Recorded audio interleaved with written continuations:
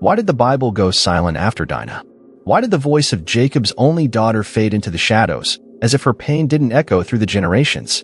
She was born into prophecy, a descendant of Abraham, a child of covenant, a daughter whose name meant judgment or vindicated. Yet we barely hear her speak. Not a single word from her lips is recorded. No psalm, no plea, no promise, just silence. And that silence speaks volumes. This is not just the story of a woman. It is the story of a wound hidden in a holy family. It is the story of a daughter lost in a house full of sons, a sister, a victim, a symbol of forgotten justice. But if the Bible chose silence, we will not, because Dinah's story did not end with a line in Genesis. It lived on in blood, in memory, in the choices that shaped a nation. Today, we remember her. We will trace her steps, from the quiet of her birth to the tragedy in Shechem and the tremors it sent through Israel's destiny. This is the shocking story of Dinah, the forgotten daughter of Jacob, and the silence that once hid her will speak at last. Her name was Dinah, and in Hebrew, it means judgment or vindicated. Not just a name, but a cry, a hope wrapped in syllables, spoken by a mother who longed to be seen. Genesis 30 verse 21 records it simply, and afterward, Leah bore a daughter and called her name Dinah. Just one verse, one line. Yet behind that verse is a storm of emotion, a silent war between sisters, and a woman, Leah, who had given Jacob 6 sons and still felt second in his eyes. Leah was the unloved wife, chosen not by Jacob's heart, but by a father's deceit. And yet, God saw her pain, and in his mercy, he opened her womb again and again and again. Reuben, Simeon, Levi, Judah, Issachar, Zebulun, each child a statement. Now my husband will love me. Now I am blessed. Now I am vindicated. And then came Dinah. Not another son to carry the family name, but a daughter, the only daughter. In a household filled with future patriarchs, 12 sons who would become the foundation of the 12 tribes of Israel. Dinah stood alone, not called to lead, not called to war, but still called. Her birth, though quiet in the text, was thunder in Leah's heart, a divine punctuation at the end of her long sentence of sorrow. Dinah wasn't just a child. She was a testimony, a whisper from heaven that said, I see you. To Leah, she was proof that God's justice had not forgotten her, that even without her husband's affection, she had God's attention. But what would it mean to be the only girl among 12 boys? To grow up in the shadows of Reuben's strength, Levi's fire, and Judah's lion-hearted legacy? Dinah's path would be unlike any of theirs. She was not born to carry a banner, but she would carry a burden, one that would shake her entire family. This was no ordinary daughter. This was Dinah. Dinah did not grow up in peace. She grew up in a camp of warriors, future kings, future priests, sons not just of a father, but sons of prophecy. Her full brothers were Reuben, the firstborn, strong, impulsive; Simeon, fierce and hot-tempered; Levi, zealous and sharp-edged; and Judah, the lion, destined to carry the royal line. These were not quiet men. They were born into rivalry, forged in a household shaped by tension, competition, and divine expectation. Dinah was the only daughter in this fierce house of sons. In a world where boys were prepared for battle and inheritance, what was the place of a girl? She would not carry a staff of leadership. She would not wrestle for birthrights. But still, she lived among giants. And in that space, she learned to be strong without noise, to move with quiet resolve, to see what others missed because no one was looking at her. Where her brothers learned to defend, Dinah likely learned to serve. To draw water, grind grain, prepare meals, tend to younger children. But these weren't small tasks. They were the rhythms that kept a nomadic people alive. She watched her father Jacob offer sacrifices. She heard stories of Bethel, of the ladder that reached to heaven. She listened to the promises made to Abraham, and the whispers of blessing passed through her bloodline. Though she did not bear a tribal seal, Dinah was no outsider. She was woven into the very fabric of this chosen family. She stood at the heart of campfires where decisions were made, witnessed the struggles between mothers and sons, felt the weight of being seen and yet unseen. Her life, though uncelebrated, was a life of formation, not for leadership, but for legacy. She was the soft presence in a house of hardened futures, the quiet witness to destiny in the making. And though history would overlook her, heaven was watching. For Dinah was not just living in the shadows of men, she was surviving there. What did Dinah see when she looked beyond the tents of her father? She was a daughter of the covenant, but she lived in a world of many gods, many customs, many voices. The life of a nomad meant movement. Every few seasons, a new horizon, new landscapes, new tribes, new tongues, and with them, new faces, new dresses, new rhythms of life. Dinah saw the women of the land. Their laughter, their rituals, their woven garments, the way they gathered at the wells, how they danced, how they lived free of the tensions that tore through her mother Leah and Aunt Rachel. She must have wondered, do they carry sorrow like we do? Do their fathers choose their husbands too? Do they know the God of Abraham? Or do they follow the moon? In Genesis 34 verse 1, we read, "Now Dinah, the daughter of Leah, whom she had borne to Jacob, went out to visit the daughters of the land." It sounds so simple, so ordinary, a girl walking out to see other girls. But beneath that walk was a deep ache, a longing to understand, to connect, to see what life was like outside the weight of being Jacob's daughter. She wasn't seeking danger. She was seeking perspective, to stretch her world beyond the flocks and feasts, beyond the tension between her mother and Rachel, beyond the voices of 12 brothers always speaking louder than her own. But this moment, this walk, would become the pivot on which her entire story turned. What was she hoping to find among the daughters of the land? Was it friendship? Freedom? A reflection of herself, untouched by covenant expectations? We don't know, because the Bible doesn't tell us what she felt, only what she did. She went out, and sometimes the most innocent steps are the ones that lead to the greatest storms. Dinah's eyes were open, but the world she stepped into was not ready to see her. It began with a walk, a quiet step away from camp, a young woman's simple desire to see, to know, to belong. But what waited for Dinah outside her father's tents was not friendship. It was Shechem. Genesis 34 verses 1 to 2 reads, "And when Shechem, the son of Hamor the Hivite, the prince of the land, saw her, he took her and lay with her and defiled her." The words are cold, sharp, wounding. In Hebrew, the phrasing is hauntingly clear. Lakach, he took her. Shekab, he lay with her. Vaniah, he afflicted her, humbled her. This was not a story of love. It was power. A prince who saw a girl alone and believed she could be taken. Some have asked, was she tricked? Was she seduced? But the language does not hint at consent. It speaks of action done to her, not with her. Yet immediately, the next verse tells us something strange. His soul was drawn to Dinah. He loved the young woman and spoke tenderly to her. How do we hold both truths? A violent taking followed by tender words? This is the moral ambiguity of ancient texts. The lines blur between justice and custom, between affection and assault. Shechem may have believed he was acting in love, by his standards. But Dinah's body told another story. And what of her voice? We never hear it. Not in protest, not in response, not even in grief. She is silenced. Not just by Shechem, but by the sacred record itself. And so we're left with questions that ache. Did she cry out? Did she try to flee? Did anyone come looking for her? The Bible gives no answers, only a devastating pause. And in that pause, the life of Jacob's only daughter is forever altered. This was the day everything changed. Not just for Dinah, but for the house of Israel.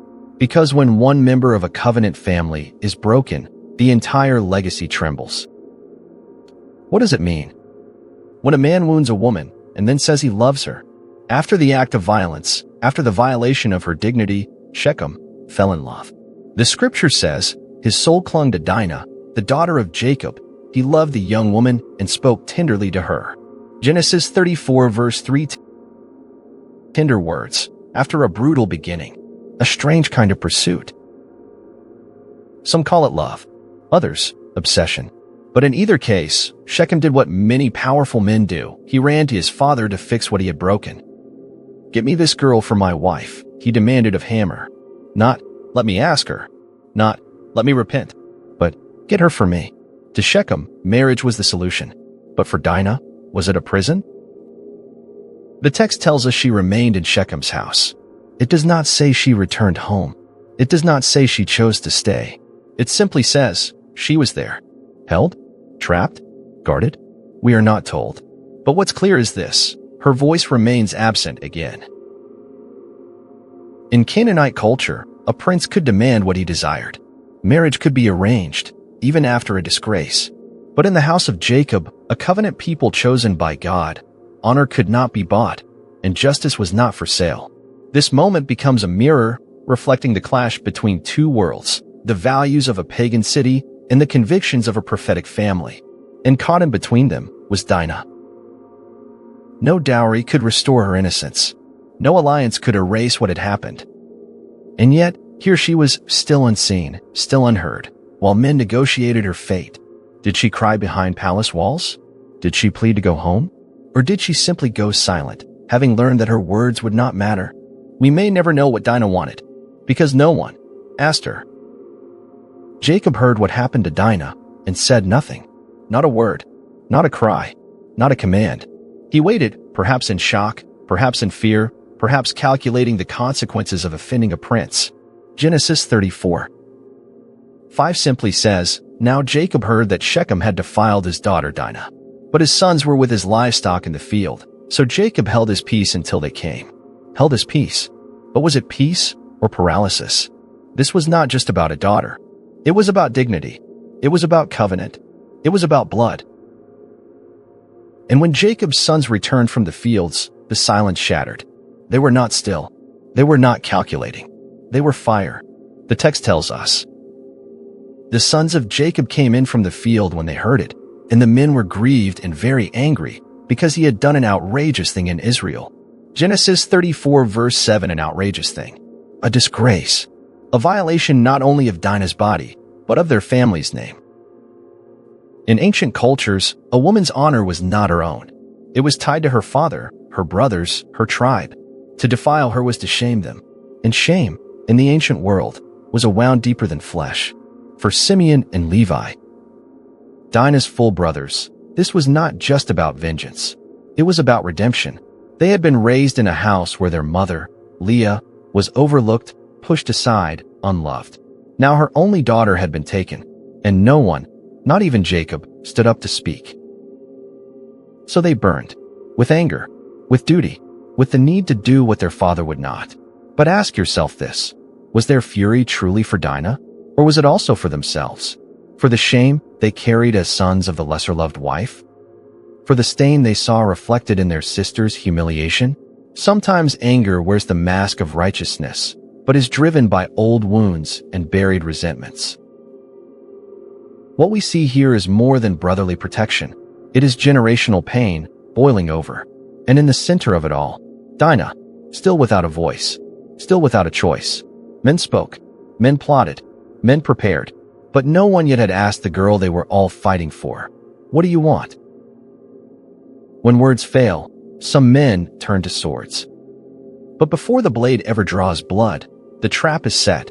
Simeon and Levi, Dinah's full brothers, were men of passion, but they were also men of strategy. And so, with fire in their hearts and steel in their silence, they crafted a plan. They said to Hamor and Shechem, "We cannot give our sister to a man who is uncircumcised, for that would be a disgrace to us. Only on this condition will we agree, if every male among you is circumcised, as we are." Genesis 34:14-15. It sounded holy. It sounded noble. A sacred sign of covenant. But it was a lie. A veil. A weapon dressed in ritual. And Shechem, blinded by his desire, convinced he loved Dinah, convinced he could earn her with flesh and gold, agreed. So did his father. So did his people. The entire city submitted. One blade after another. One man after another. In their minds, it was the cost of alliance, a small price for access to Jacob's wealth, for unity with his sons, for peace, and for power. But they did not see what burned beneath the surface. They did not see the rage simmering in the eyes of two brothers who had watched their sister defiled while their father held his peace. They did not know that while they lay in pain, recovering from a sacred wound, vengeance was breathing outside their gates. Swords were being sharpened, not for war, but for slaughter. This was not justice. It was revenge, disguised in the language of covenant, wrapped in the ritual of God, but driven by blood. And the city, now circumcised, had unknowingly signed its own death sentence. The third day came, the day when pain was at its peak, when the men of Shechem lay weak, fevered, bleeding, recovering from the wound of covenant they thought would bring peace. But outside their walls, two brothers stood, not with treaties, but with swords. Simeon and Levi, sons of Leah, full brothers to Dinah, moved through the gates not as men of God, but as agents of vengeance. Genesis 34 verses 25 to 26. Not just Shechem, not just Hammer, all the males. What began with a sister's defilement ended in a city's destruction. And somewhere in that shattered city, behind walls that once held her captive, was Dinah. We are not told how she reacted. Was she waiting? Was she weeping? Did she hear the screams and wonder if rescue was coming or if judgment had arrived? All we know is this: Simeon and Levi brought her out. Not gently, not with words. The text simply says, they took Dinah out of Shechem's house and went away. Genesis 34 verse 26. And just like that, the storm had passed. But what was left? Silence. A silence more deafening than the cries of war. A silence filled with the stench of blood, the weight of vengeance, and a daughter, rescued, but not restored. Dinah was home again, but nothing would ever be the same, because vengeance does not heal. It scars. Dinah was back, but peace did not return.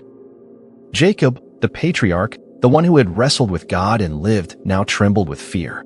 Not over what had been done to Dinah, but what might now be done to him. He turned to Simeon and Levi and said, "You have brought trouble on me by making me stink to the inhabitants of the land. I am few in number, and if they gather against me, I shall be destroyed, I and my household." Genesis 34 verse 30. No word about the men who had taken his daughter. No blessing for the sons who fought for her. Only fear. Only concern for survival. Only the cost of vengeance to him. And then, at last, the brothers spoke. Should he treat our sister like a prostitute? Genesis 34 verse 31. It was not a question. It was a challenge. A declaration. To them, this was not about diplomacy. Not about tribal safety. Not about counting enemies or allies. This was about honor.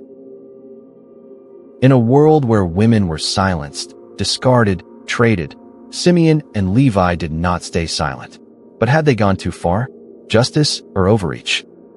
Righteous anger or bloodlust? The line blurs, and heaven is silent. No angel appears. No prophet speaks. No voice from the cloud affirms or condemns. Only silence. A sacred silence that leaves us unsettled. A silence that forces the question, was God pleased or grieved? What is justice when pain runs this deep? What is righteousness when revenge takes hold? And what of Dinah? She is mentioned no more in this chapter. Her rescue marked the end of the battle, but not the end of the wound. Jacob feared the world's response. Simeon and Levi feared a world where their sister's defilement would mean nothing. Both were driven by fear, but Dinah was driven into silence. And in that silence, we are left to wrestle with what justice really means. And then she disappears. After Shechem, after vengeance, Dinah's name falls silent. Is that really the end of Dinah's story? Or is there more, hidden, whispered, passed down through tradition? While the Bible goes silent, some ancient voices refuse to let her disappear. According to Jewish tradition, Dinah did not walk away from Shechem empty. She bore a child, a daughter. Some say her name was Asenath.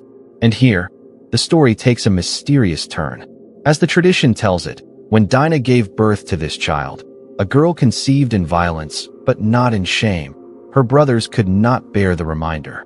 They wanted the baby cast out, erased. But God had other plans. The story goes that the child was placed near Egypt, left to providence. And there, she was found, raised in royalty, adopted by Potiphar, priest of On. And her name was Asenath, the very woman who would one day marry Joseph, son of Jacob, Dinah's brother. Genesis 41 verse 45 says plainly, Pharaoh gave Joseph Asenath, the daughter of Potiphar, priest of On, as his wife. But it never tells us where she came from. Not clearly, not directly. But what if, just what if, Asenath was Dinah's daughter? What if from Dinah's deepest pain came the woman who would bear Ephraim and Manasseh, the sons who would carry the promise of Israel into the heart of Egypt? What if Dinah, the forgotten daughter, became the silent matriarch of Israel's preservation during famine? What if redemption came, not in her lifetime, but through the next generation? A child once rejected, redeemed by grace. A woman once silenced, speaking through legacy. A story nearly erased, woven into the roots of deliverance. Sometimes, God doesn't erase the past. He transforms it. Was she ever healed? Did Dinah, the girl once called vindicated, the daughter of Leah, the sister of 12 sons, ever find peace? Scripture does not say. There is no record of her laughter, no moment of closure, no final word. And perhaps, that is the hardest part. We want healing to be visible. We want the story to wrap up in triumph. We want to hear her voice say, I overcame. But instead, we are left with silence. And yet, maybe healing isn't always loud. Maybe it doesn't come in the form of public restoration. Maybe it comes through remembering, through naming what was lost, through listening when no one else did. Maybe healing is in the telling, in taking her story, long buried beneath battles and blessings, and laying it gently in the light. Dinah's story is not just about trauma, it's about resilience. The kind that isn't always seen, the kind that endures in silence, the kind that waits until someone dares to speak her name again. And today, we speak it. We remember her. We honor her, not as a forgotten footnote, but as a soul who bore pain in a world that didn't know what to do with it. Because Scripture may not tell us whether she healed, but we can choose to become part of her healing now. By making space for the silent, by holding stories others rush past, by asking hard questions and refusing to settle for easy answers. Was Dinah ever healed? We may never know. But if remembering brings dignity, if reflection brings justice, if honoring her brings peace to those still unheard, then maybe, just maybe, healing begins with us. Years passed, decades faded, and on his deathbed, Jacob gathered his sons to speak final blessings. But to Simeon and Levi he gave none. Simeon and Levi are brothers. Instruments of cruelty are in their dwelling place. Let not my soul enter their counsel. Cursed be their anger, for it was fierce, and their wrath, for it was cruel. Genesis 49 verses 5-7. No fatherly pride, no final comfort, only a curse. Their violence had written itself into their legacy. The anger that once seemed like justice, now named as cruelty. And Dinah? Her name is not spoken. For centuries, her voice was buried, her story whispered, her pain tucked between verses and silences. But today, we remember Dinah, not as a forgotten footnote, but as a daughter, a sister, a symbol of sorrow and silent strength. Though the Scriptures moved on, we didn't. We lingered.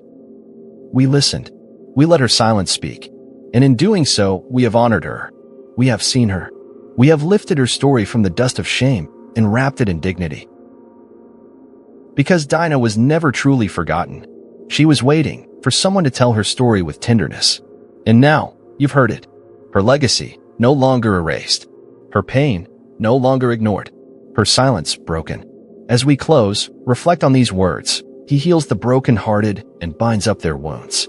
Psalm 147. 3. That healing isn't just for Dinah. It's for you. It's for every silenced voice, every hidden wound. So if her story moved you, share it. Comment below. Let her name be lifted by many mouths in many languages. Because when we speak the stories that were silenced, we become part of God's healing work. Dinah may have walked in shadows, but today, she stands in the light.